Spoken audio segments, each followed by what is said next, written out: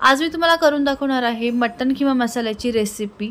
ज्या पद्धतीने माझ्या घरी बनवते अगदी तीच रेसिपी आहे। बिलकुलही वाटण न वापरता सोप्या पद्धतीने आपण आज ढाबा स्टाईल असा मटन किमा मसाला करणार आहोत आणि तितकाच छान तो टेस्टी सुद्धा बनतो।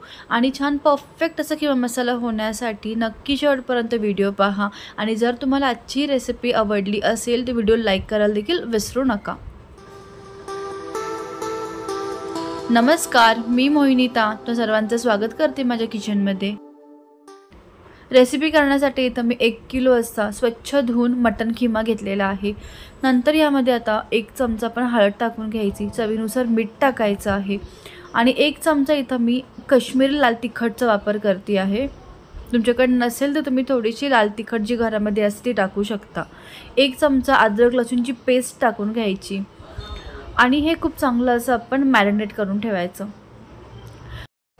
कमीत कमी अर्धा तास तरी आपण हा किमा अशा प्रकारे मॅरिनेट करून ठेवायचा आहे। पण जर तुमच्याकडे वेळ असेल तर तुम्ही आदल्या रात्री सुद्धा अशा प्रकारे हे मॅरिनेट करून फ्रीजमध्ये ठेवू शकता, आणखीन छान टेस्टी किमा बनतो।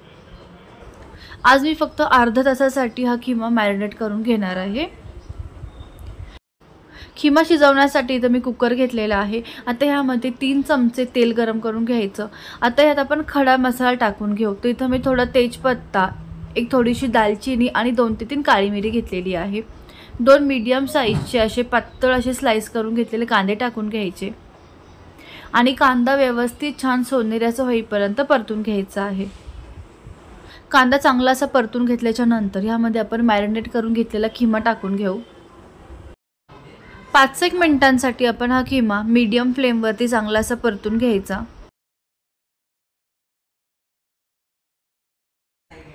किमा चांगला असा परतून घेतल्याच्या नंतर यामध्ये आपण 1 ग्लास असं पाणी टाकून घ्यायचं आणि कुकरचं झाकण लावून आपण ह्याच्या 3 ते 4 अशा शिट्ट्या करून घ्यायच्या आहेत। तुम्ही वाटलंच तर पातेल्यामध्ये सुद्धा किमा इथं शिजवून घेऊ शकता। आता किमा मसाला करण्यासाठी कढईमध्ये आपण 5 ते 6 चमचे म्हणजे साधारण 1 पळीभर असं तेल गरम करून घ्यायचं। तेल चांगलं गरम झाल्याच्या नंतर यामध्ये आपण कांदा टाकून घ्यायचा। तर इथं मी बारीक चिरून घेतलेले असे 4 मीडियम साईजचे कांदे वापरलेले आहेत आणि तो कांदा आपण चांगला असा सोनेरी रंगावर येईपर्यंत परतून घ्यायचा आहे।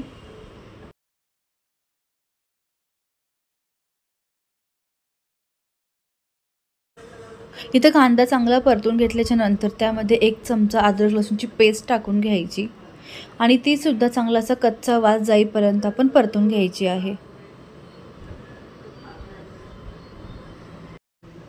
आता यामध्ये आपण टोमॅटो टाकून घेऊ। तर इथं मी 2 असे मीडियम साईजचे टोमॅटो एकदम बारीक असे चिरून घेतले आणि ते टाकून घेतलेले आहेत आणि टोमॅटो सुद्धा आपण छान असं त्याला पाणी सुटेपर्यंत परतून घ्यायचे। हा मसाला खूप छान अगदी मस्त असं भाजून घ्यायचा आहे, म्हणजे किम्याला खूप छान चव येते। तुम्ही ते बघू शकता टोमॅटो आणि कांदा व्यवस्थित परतून घेतल्याच्या नंतर त्यामध्ये मी 2 अशा मीडियम साईजच्या मिरच्या टाकून घेतल्या आणि आता यामध्ये आपण मसाले टाकून घ्यायचे आहेत। तर मसाल्यांमध्ये इथं मी सगळ्यात पहिलं अर्धा चमचा हळद टाकून घेतली। त्यानंतर यामध्ये 2 चमचे लाल तिखट टाकून घ्यायचं आहे आणि त्याचबरोबर 1 चमचा असं मी रंग छान येण्यासाठी काश्मीरी लाल तिखटचा वापर केलेला आहे। त्यानंतर यामध्ये एक तर किचन किंग मसाला किंवा थोडासा गरम मसाला वापरायचा आहे। तिथं मी किचन किंग मसाला वापरलेला आहे। चवीनुसार मीठ टाकून घ्यायचं आणि व्यवस्थित हा मसाला असा परतून घ्यायचा। इथं हा मसाला थोडासा कोरडा वाटतो आहे म्हणून मी यामध्ये 2 ते 3 चमचे असं पाणी टाकून घेते आणि पाणी टाकून आपण मीडियम फ्लेमवरती हा मसाला एकदम छान असा परतून घ्यायचा।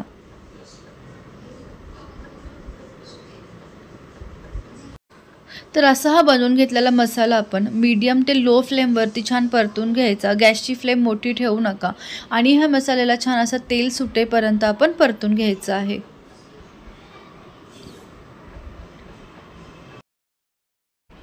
मसाला परतेपर्यंत इथं आपण बघू शकतो की किमा सुद्धा अगदी व्यवस्थित छान शिजलेला आहे आणि जर तुम्हाला थोडासा कच्चा वाटला तर परत तुम्ही 1 ते 2 शिट्टीवरती किमा शिजवून घेऊ शकता। पण आज इथं एकदम व्यवस्थित छान अगदी हा किमा शिजलेला आहे। इथं मसाल्याला छान तेल सुटल्याच्या नंतर त्यामध्ये आता आपण शिजवून घेतलेला खिमा टाकून घेऊ। चांगला असा खिमा एकजीव करून घ्यायचा आहे आणि मीडियम फ्लेमवरती ह्यामधलं जे काही पाणी आहे ते चांगलं असं आपण आटवून घ्यायचं। मस्त खिमा हा शिजवून घ्यायचा।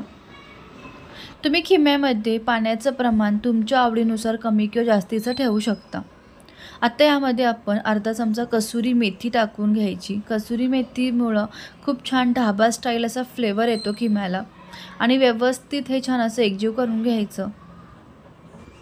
तर इथं एकदम साधी सोपी अशी खिमा मसाल्याची रेसिपी तयार आहे। बिलकुलही वाटण न वापरता पण भरपूर टेस्टी अशी रेसिपी बनते।